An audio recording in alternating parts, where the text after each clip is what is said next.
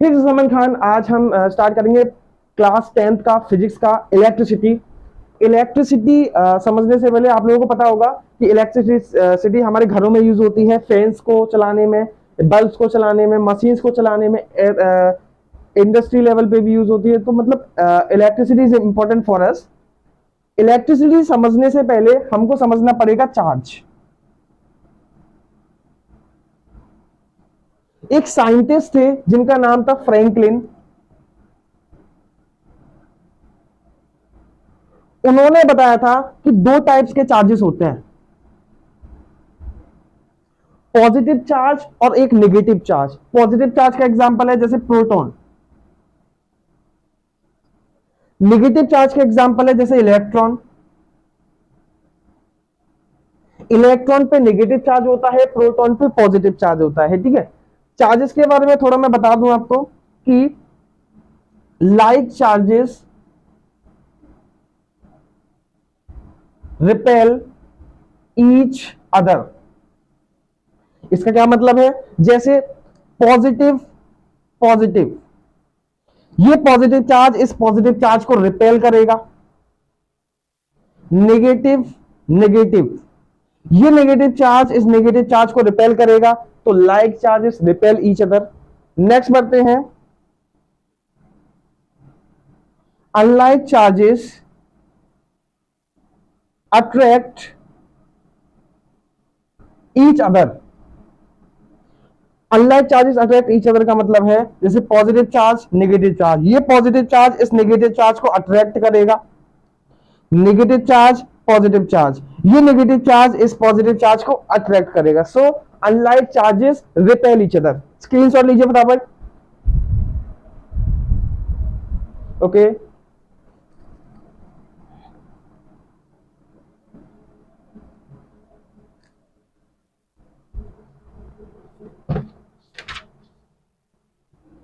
Charge को समझने से पहले ये समझते हैं चार्ज क्रिएट कैसे होता है। Charge is created by transfer of electrons. जो चार्ज होता है इलेक्ट्रॉन्स की ट्रांसफर से क्रिएट होता है। जैसे मैं बता दूं, जैसे कोई न्यूट्रल बॉडी है,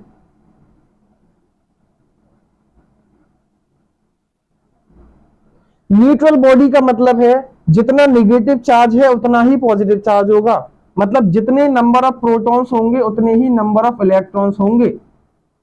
तो जितना नेगेटिव चार्ज होगा उतना ही पॉजिटिव चार्ज होगा। तो नेगेटिव पॉजिटिव से कट जाएगा तो चार्ज आएगा जीरो, मतलब न्यूट्रल बॉडी। ठीक है, तो न्यूट्रल बॉडी से आप समझ सकते हो जितना नेगेटिव चार्ज होता है उतना पॉजिटिव चार्ज होता है किसी बॉडी के अंदर। ठीक है, जैसे ये एक न्यूट्रल बॉडी है, इसके अंदर जितने इलेक्ट्रॉन्स होंगे उतने ही प्रोटॉन्स होंगे। इलेक्ट्रॉन का मतलब है नेगेटिव चार्ज, अब प्रोटॉन का मतलब है पॉजिटिव चार्ज। तो जितने नंबर ऑफ इलेक्ट्रॉन्स होंगे उतने नंबर ऑफ प्रोटॉन्स होंगे, जितने नंबर ऑफ नेगेटिव चार्ज होगा उतना नंबर ऑफ पॉजिटिव चार्ज होगा। एक चीज समझते हैं हम, जैसे कोई बॉडी है जिसमें पॉजिटिव चार्ज है, पॉजिटिव चार्ज इस पे आया कैसे? अगर किसी बॉडी में से इलेक्ट्रॉन्स जाते हैं, इलेक्ट्रॉन्स का जाना, इलेक्ट्रॉन का लूज होना, तो उस बॉडी पे आता है पॉजिटिव चार्ज। अगर किसी बॉडी पे इलेक्ट्रॉन्स आते हैं तो उस बॉडी पे आता है नेगेटिव चार्ज। तो पॉजिटिव चार्ज कब आता है? इलेक्ट्रॉन्स के जाने से। नेगेटिव चार्ज से कब आता है? इलेक्ट्रॉन्स के आने से। तो losing of electrons create positive charge and gaining of electrons create negative charge. ठीक है, losing of electrons create positive charge,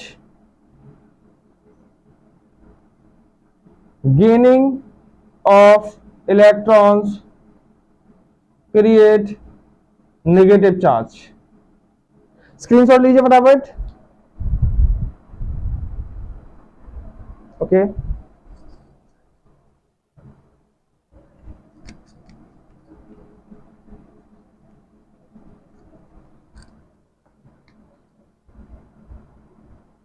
charge की जो एसआई यूनिट होती है वो होती है कूलाम।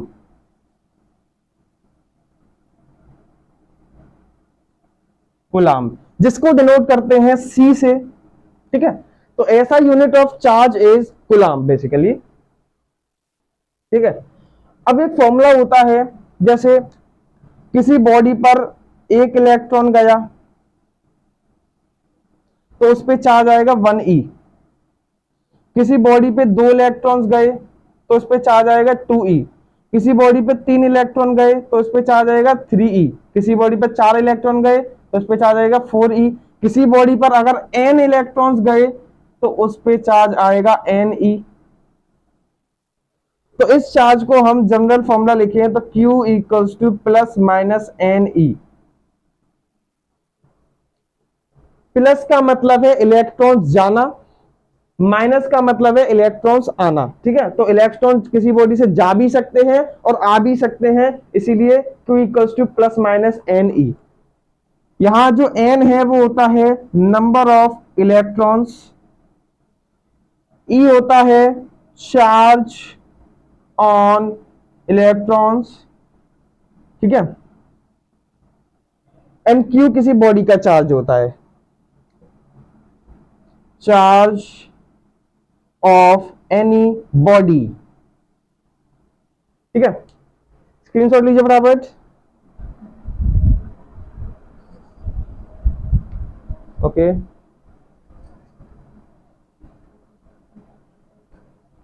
अब हम समझते हैं इलेक्ट्रॉन का चार्ज कितना होता है। इलेक्ट्रॉन पे जो चार्ज होता है वो होता है माइनस का 1.6 into 10 to the power minus का 19 कूलम। और प्रोटॉन पे जो चार्ज होता है वो होता है प्लस का 1.6 into 10 to the power minus का 19 कूलम। इलेक्ट्रॉन पे जो चार्ज होता है ये है चार्ज ऑन इलेक्ट्रॉन, ये है चार्ज ऑन प्रोटॉन। इलेक्ट्रॉन पे जो चार्ज होता है वो माइनस का 1.6 into 10 to the power minus 19। Proton पे जो चार्ज होता है प्लस का 1.6 into 10 to the power minus का 19। इलेक्ट्रॉन का जो मास होता है वो होता है 9.1 into 10 to the power minus के 31 किलोग्राम। प्रोटॉन का जो मास होता है वो होता है 1.6 into 10 to the power minus 27 kilogram. अगर इन दोनों मासेस को देखें तो प्रोटॉन का मास बड़ा है, बट कितना बड़ा है? तो जो प्रोटॉन का मास होता है इलेक्ट्रॉन के मास से 1837 टाइम्स बड़ा होता है। Mass of protons is 1837 times of mass of electrons. Note करिए फटाफट।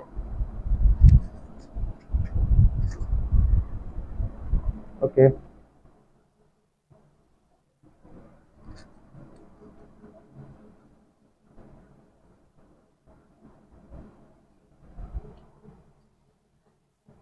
एक क्वेश्चन है, calculate the number of an electron, calculate the charge, एक मिनट क्या हो रहा है, calculate the number of electrons constituting 1 coulomb of charge. तो देखिए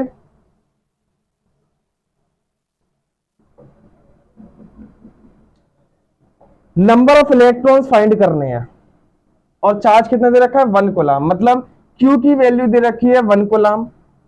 फॉर्मूला होगा Q equals two plus minus NE। अगर मैग्नीट्यूड की बात करूं तो Q इक्वल्स टू NE ही हो जाएगा, ठीक है। Q की जो वैल्यू है वो है 1 equals to N as it is. Electron का जो चार्ज होता है वो होता है 1.6 into 10 to the power minus के 19। ये जो है इधर मल्टीप्लाई में है, इजिकल्स टू के इधर जाएगा तो डिवाइड में चले जाएगा, तो 1 के नीचे आ जाएगा 1.6 into 10 to the power minus के 19 इक्वल्स टू n। ये माइनस का 19 इजिकल्स टू किधर जाएगा तो प्लस का 19 हो जाएगा अपॉन 1.6 इक्वल्स टू n। इसे मैं लिख सकता हूं 10 into 10 to the power 18 upon 1.6 equal to n। इन दोनों को अगर मैं डिवाइड करूंगा तो ये आएगा 6.25 इंटू 10⁻18। तो number of electrons in 1 coulomb charge is 6.25 into 10 to the power 18। Screenshot लीजिए फटाफट।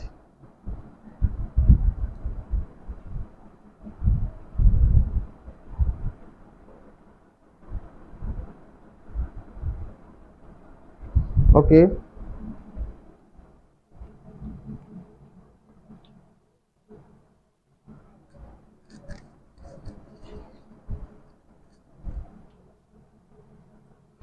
आगे चलते हैं हम कंडक्टर्स। कंडक्टर्स क्या होते हैं? जैसे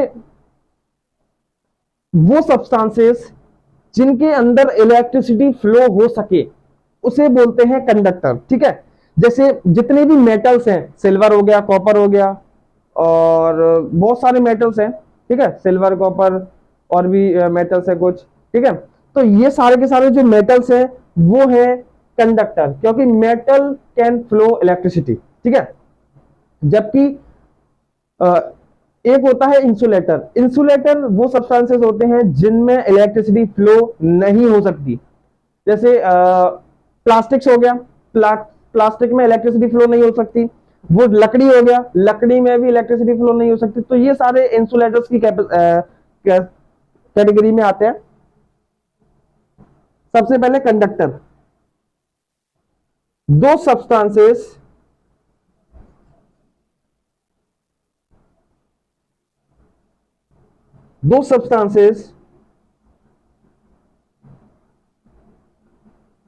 through which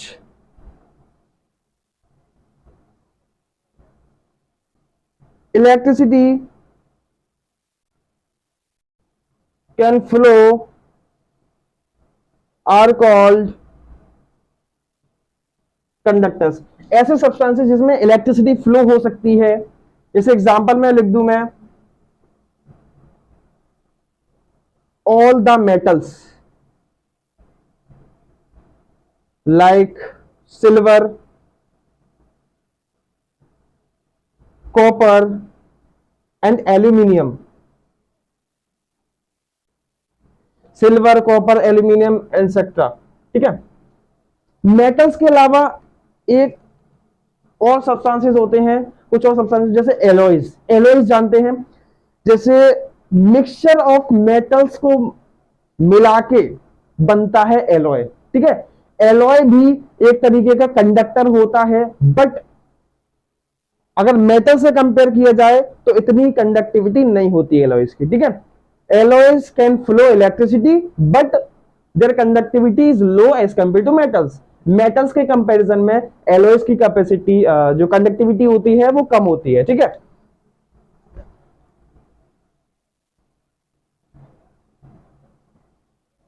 मेटल एलॉयज, जैसे एलॉयज के कुछ एग्जांपल्स हैं such as nichrome, मैग्नीन,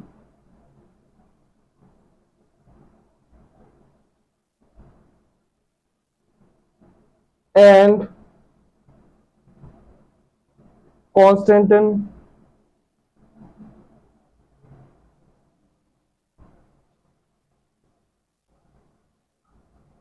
are also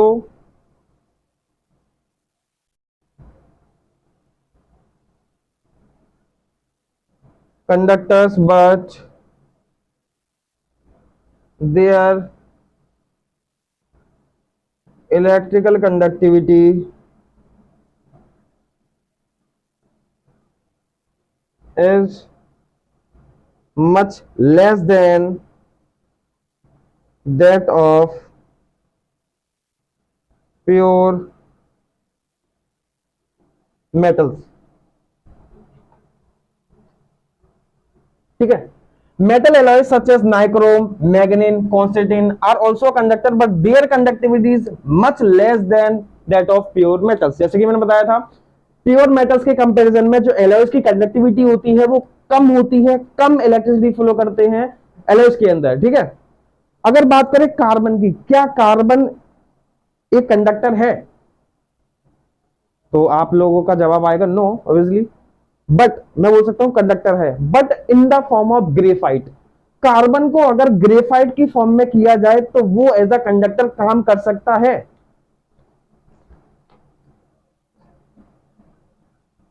carbon in the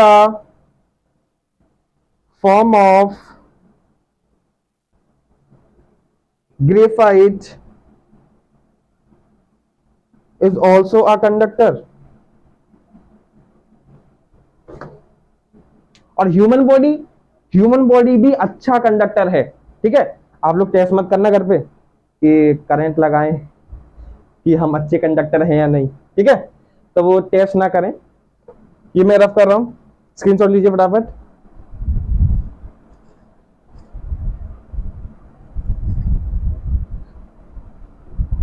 okay,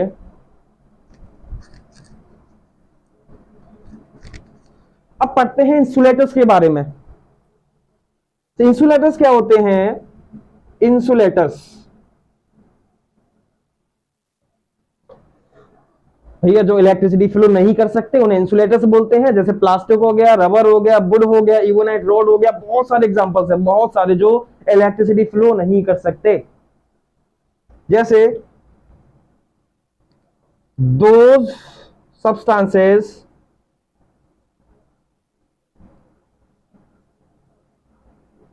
through which electricity cannot flow are called insulators। Insulators के एग्जांपल लिखते हैं, जैसे ग्लास हो गया, इबोनाइट हो गया, रबर हो गया, प्लास्टिक्स हो गया, मोस्ट प्लास्टिक्स, पेपर हो गया, ड्राई वुड हो गया, ठीक है, कॉटन हो गया, माइका हो गया, और बहुत सारे एग्जांपल्स, ड्राई एयर हो गया, सूखी हवा, एटसेट्रा, ठीक है। तो ये सारे के सारे इंसुलेटर्स हैं। अच्छा, कोई भी कंडक्टर एक अच्छा कंडक्टर किस बेस पे माना जाता है? तो वो जो कंडक्टर है वो फ्री इलेक्ट्रॉन्स के बेसिस पे माना जाता है। जिस मटेरियल के अंदर जितने ज्यादा फ्री इलेक्ट्रॉन्स पाए जाते हैं वो उतना ज्यादा अच्छा कंडक्टर होगा। अगर इंसुलेटर्स की बात करें, इंसुलेटर्स में फ्री इलेक्ट्रॉन्स पाए नहीं जाते, सो इंसुलेटर्स कंडक्टर नहीं होते। कंडक्टर्स के केस में जैसे मेटल्स हो गया, मेटल्स के केस में जो फ्री इलेक्ट्रॉन्स होते हैं वो पाए जाते हैं, सो इसीलिए metals are good conductor.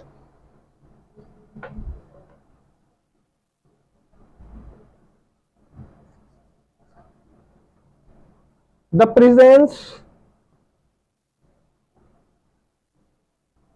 of free electrons in a substance makes it a conductor of electricity।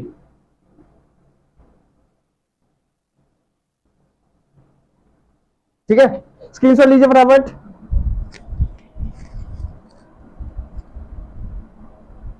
Okay,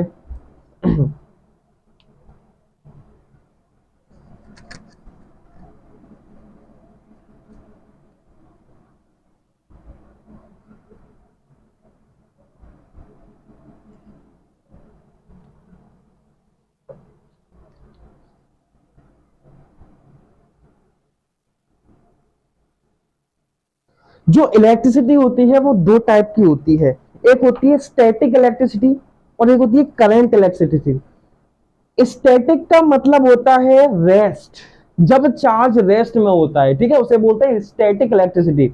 और करंट, करंट का मतलब होता है मोशन, तो करंट इलेक्ट्रिसिटी पढ़ते हैं जब चार्ज मोशन में होता है, तो स्टैटिक इलेक्ट्रिसिटी जब चार्ज रेस्ट में होता है, और करंट इलेक्ट्रिसिटी जब चार्ज मोशन में होता है। ठीक है, तो दो टाइप्स की इलेक्ट्रिसिटी होती है, एक होती है स्टैटिक इलेक्ट्रिसिटी और दूसरी होती है current electricity.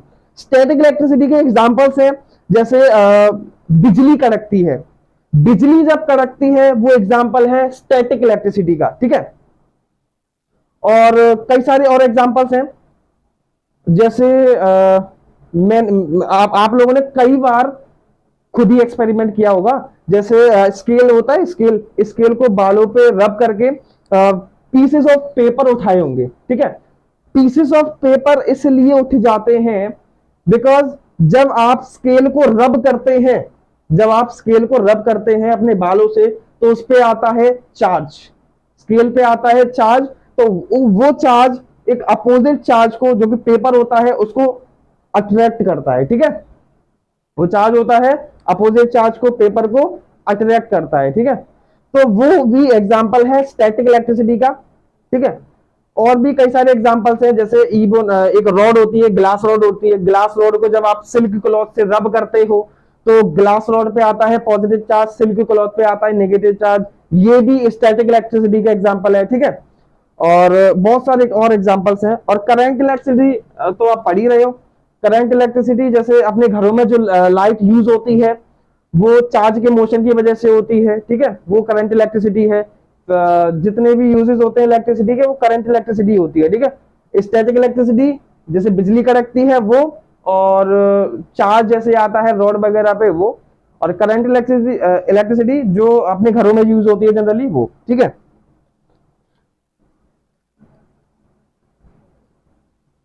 electricity can be classified into two parts। ये कौन कौन से पार्ट्स होते हैं? फर्स्ट है static, static electricity. Static electricity के मैं एग्जांपल लिख देता हूं डायरेक्ट।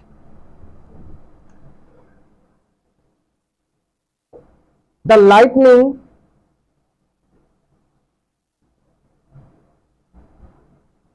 which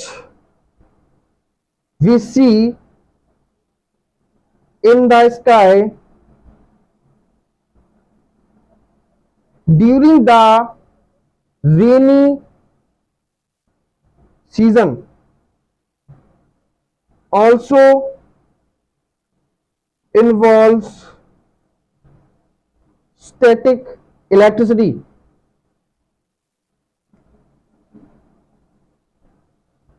ठीक है, एंड नेक्स्ट है the charge acquired by a glass rod rubbed with a silk cloth and the charge, चलो इतना ठीक है। The lightning which we see in the sky during the rainy season also involves a static electricity। बिजली कड़कती है, ये static electricity है। ठीक है, the charge acquired by a glass rod rubbed with silk cloth। जब किसी ग्लास रॉड को silk cloth के साथ रब करते हैं तो ग्लास रॉड पे आता है पॉजिटिव चार्ज और सिल्क क्लॉथ पे आता है नेगेटिव चार्ज। ये जो चार्ज आने का प्रोसेस है ये स्टैटिक इलेक्ट्रिसिटी में आता है। ठीक है, अब नेक्स्ट है करंट इलेक्ट्रिसिटी।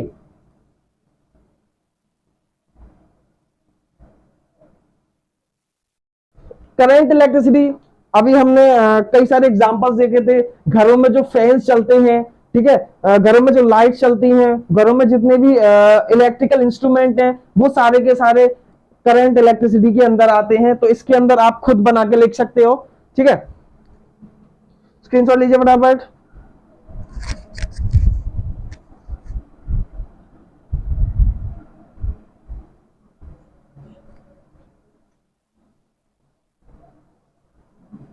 ओके, अब नेक्स्ट हम आता है इलेक्ट्रिक पोटेंशियल, इलेक्ट्रिक पोटेंशियल क्या होता है? इलेक्ट्रिक पोटेंशियल जैसे एक पॉइंट है P और एक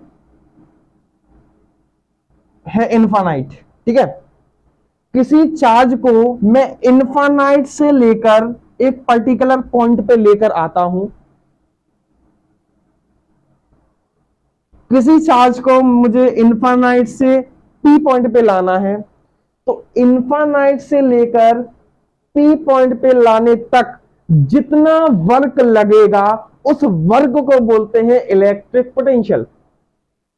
तो V equals to work done by the charge in moving from infinity to that point. Okay. तो V equals to W upon Q. W is work done and Q is charge. V is electric potential. Okay. Next. इसकी definition लिखते हैं।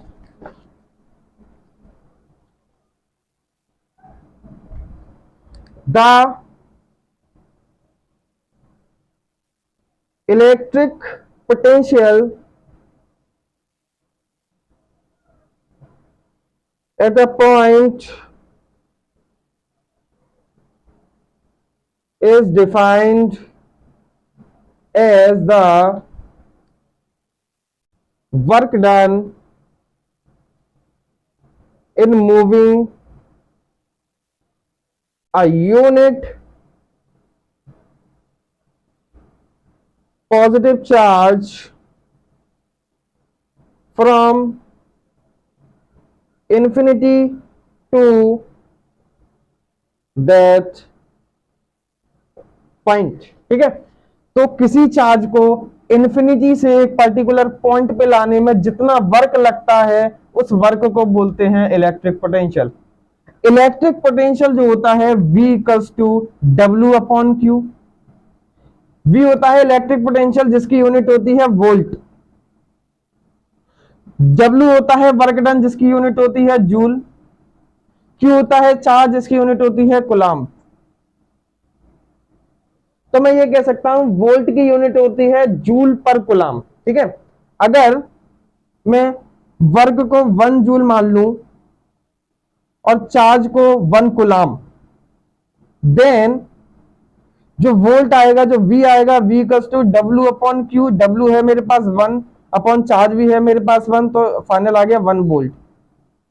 तो इसका मतलब है अगर work done 1 joule है एंड चार्ज 1 कूलम्ब है, देन जो इलेक्ट्रिक पोटेंशियल आएगा वो आएगा 1 volt.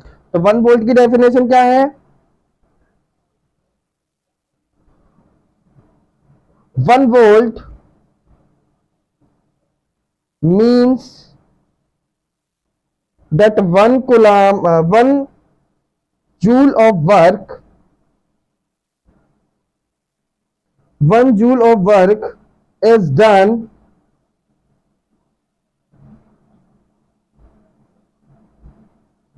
in moving 1 unit positive charge from infinity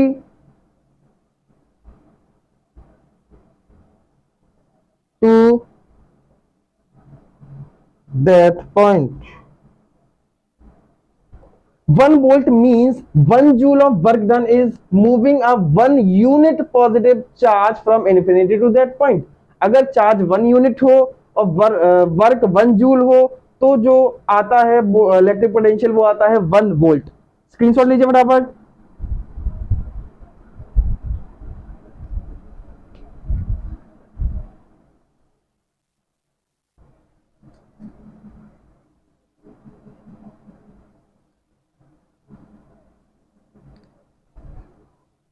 next है पोटेंशियल डिफरेंस। पोटेंशियल डिफरेंस का मतलब क्या है? इलेक्ट्रिक पोटेंशियल और पोटेंशियल डिफरेंस लगभग सेम है। दोनों में डिफरेंस ये है कि इलेक्ट्रिक पोटेंशियल में कोई भी चार्ज इन्फिनिटी से पर्टिकुलर पॉइंट पे आता था, जबकि पोटेंशियल डिफरेंस के अंदर कोई भी चार्ज एक पॉइंट से दूसरे पॉइंट पे आता है। जैसे एक पॉइंट है P1, दूसरा पॉइंट है P2, मुझे चार्ज P1 से P2 पे चाहिए, तो एक पॉइंट से दूसरे पॉइंट पे लाने में किसी चार्ज को जो वर्क लगेगा उस वर्क को बोलते हैं पोटेंशियल डिफरेंस। ठीक है,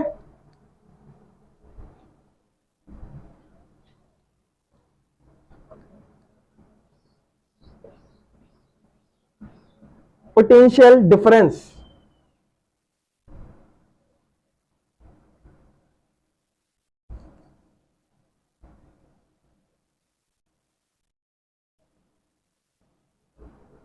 It is defined as the amount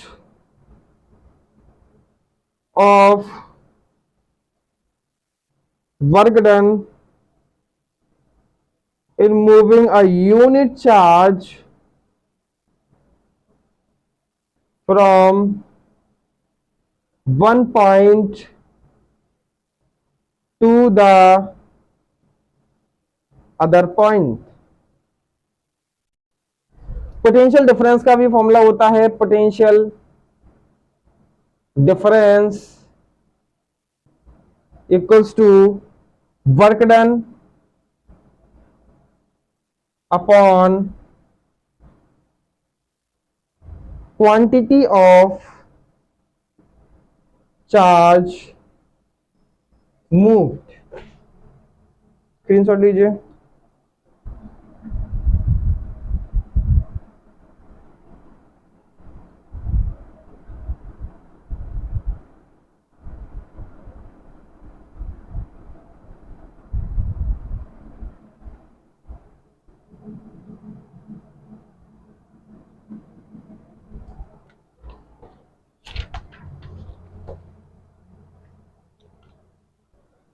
electric potential या फिर पोटेंशियल डिफरेंस, जो इलेक्ट्रिक पोटेंशियल और पोटेंशियल डिफरेंस लगभग सेम रहता है। इलेक्ट्रिक पोटेंशियल में कोई भी चार्ज इन्फिनिटी से पर्टिकुलर पॉइंट पे आता है एंड पोटेंशियल डिफरेंस के अंदर कोई भी चार्ज एक पॉइंट से दूसरे पॉइंट पे आता है। नेक्स्ट पोटेंशियल डिफरेंस की यूनिट होती है वोल्ट। जो इलेक्ट्रिक पोटेंशियल की यूनिट होती है वही पोटेंशियल डिफरेंस की यूनिट होती है वोल्ट। ये वही जूल, ये कुलाम। ठीक है, तो वोल्ट इक्वल्स टू जूल पर कुलाम।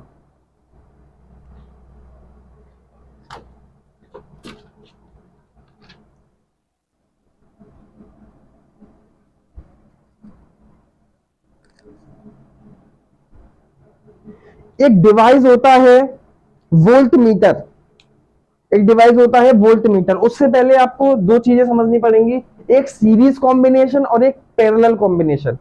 मान लीजिए एक वायर है, ठीक है, जिसमें एक इधर बल्ब लगा हुआ है और इधर रेजिस्टेंस लगा हुआ है और इधर वोल्ट मीटर लगा हुआ है। ठीक है, तीनों चीजें एक ही वायर में बिल्कुल एक ही डायरेक्शन में, एक ही वायर में जॉइंट टू जॉइंट ऐड है। तो ये जो है वो है सीरीज कॉम्बिनेशन। अब पैरेलल कॉम्बिनेशन, मान लीजिए बल्ब इधर लगा हुआ है, रेजिस्टेंस इधर लगा हुआ है और वोल्टेज इधर लगा हुआ है, तो इसे बोलते हैं पैरेलल कॉम्बिनेशन। ये है सीरीज कॉम्बिनेशन एंड ये है parallel combination. Series combination and parallel combination. ठीक है, दोनों में कुछ चीजें हैं।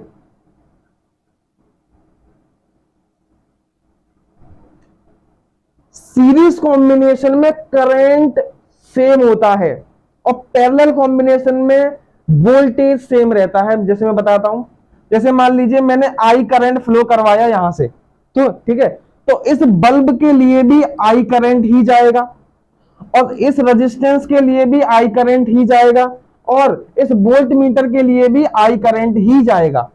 ठीक है, और पैरेलल कॉम्बिनेशन में जो करंट होता है वो डिफरेंट रहता है। जैसे आई करंट मैंने पास करवाया तो बल्ब में I1 जाएगा, रेजिस्टेंस में I2 जाएगा और वोल्ट मीटर में I3 जाएगा। तो पैरेलल कॉम्बिनेशन में जो करंट हो जाता है वो डिवाइड होता है। ठीक है, तो सीरीज कॉम्बिनेशन में करंट सेम रहता है और पैरेलल कॉम्बिनेशन में करंट डिवाइड हो जाता है। ठीक है, दूसरी बात,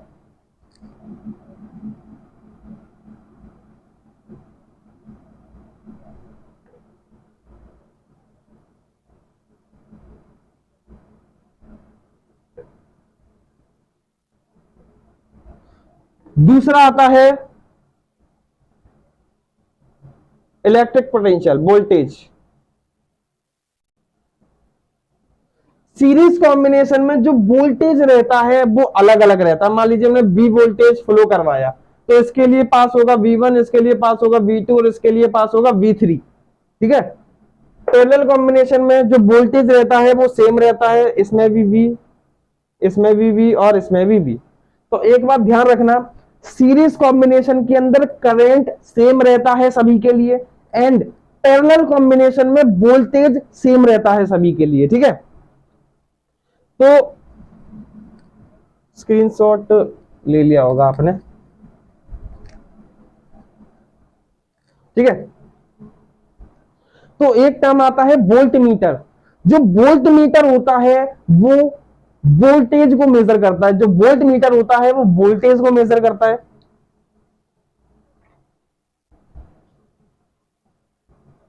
या पोटेंशियल डिफरेंस बोल सकते हैं।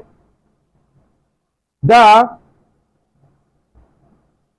Potential difference is measured by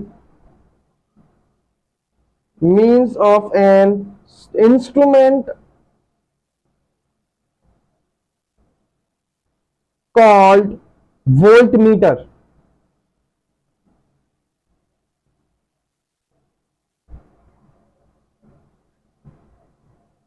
The voltmeter is always connected in parallel.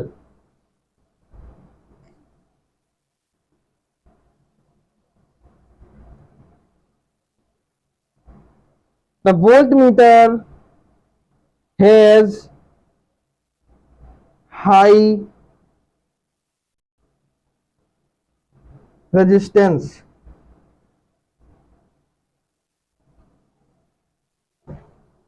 क्या बोला मैंने? Potential difference is measured by a means of an instrument called voltmeter. देखो दो टाइप के इंस्ट्रूमेंट होते हैं, एक होता है वोल्टमीटर,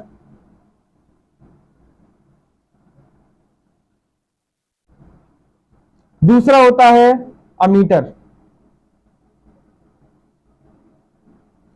जो वोल्टमीटर होता है वो मेजर करता है पोटेंशियल डिफरेंस को और उसे लगाते हैं पैरेलल कॉम्बिनेशन में। क्यों?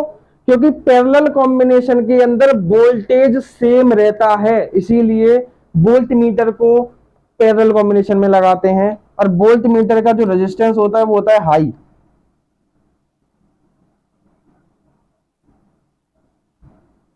ठीक है, दूसरा इंस्ट्रूमेंट होता है अमीटर।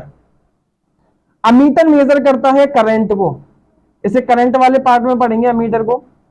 अमीटर मेजर करता है करंट को, अमीटर को लगाते हैं सीरीज में और अमीटर का जो रेजिस्टेंस होता है वो होता है लो रेजिस्टेंस। ठीक है, तो दो टाइप के इंस्ट्रूमेंट होते हैं, voltmeter and ammeter. Voltmeter measure करता है पोटेंशियल डिफरेंस को, वोल्टमीटर को लगाते हैं पैरेलल कॉम्बिनेशन। पैरेलल कॉम्बिनेशन में क्यों लगाते हैं? क्योंकि पैरेलल कॉम्बिनेशन में सेम वोल्टेज रहता है। अब वोल्टमीटर का हाई रेजिस्टेंस होता है। नेक्स्ट है अमीटर। अमीटर करंट को मेजर करता है और अमीटर को हमेशा सीरीज में लगाते हैं क्योंकि सीरीज में करंट सेम रहता है और अमीटर का रेजिस्टेंस बहुत लो रहता है। ठीक है, ये आपको समझ में आएगा रेजिस्टेंस क्या होता है, आगे पढ़ेंगे। अभी मैं कुछ बताऊंगा इसके बारे में तो आपको समझ में नहीं आएगा। ठीक है, ठीक है, तो the potential difference is measured by the means of instrument called volt meter. तो पोटेंशियल डिफरेंस को वोल्ट मीटर से मेजर करते हैं। The volt meter is always connected in parallel. Volt meter को पैरेलल कॉम्बिनेशन में कनेक्ट करते हैं क्योंकि पैरेलल कॉम्बिनेशन में पोटेंशियल सेम रहता है। The volt meter has high resistance. Volt meter का जो रेजिस्टेंस होता है वो कैसा रहता है, हाई रहता है। ठीक है, स्क्रीनशॉट लीजिए फटाफट।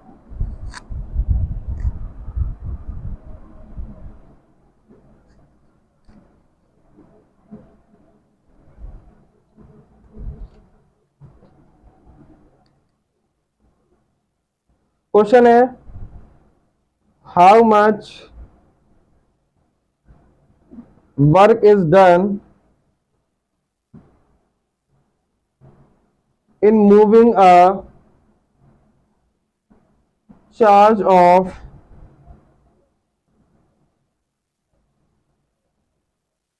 2 coulombs from a point at 118 volts to a point at 128 volts।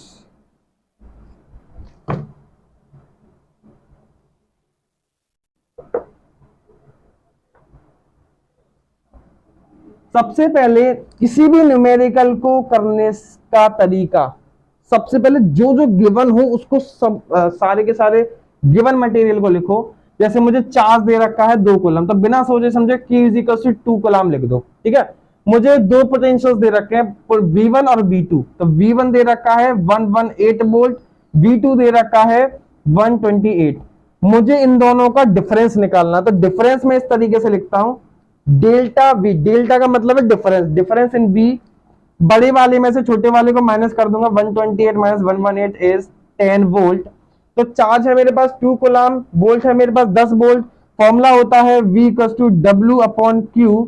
यहां से मुझे W चाहिए तो Q को इज इक्वल टू किधर लाऊंगा, तो V × Q = W।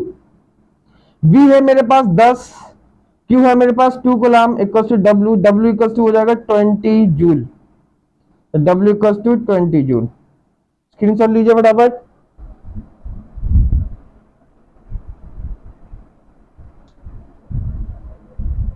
Next question करते हैं।